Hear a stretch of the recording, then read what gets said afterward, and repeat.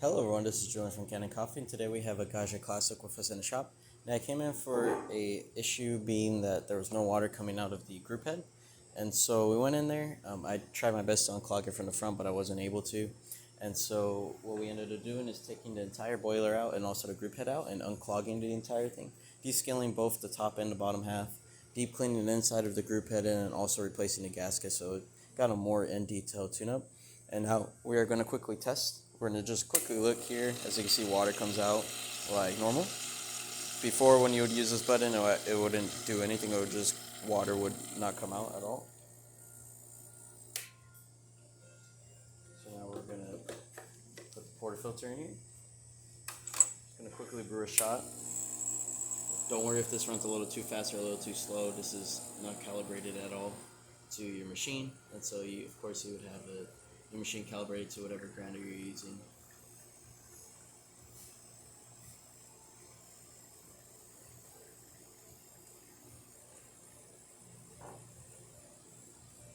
Turn off there. Looks pretty good.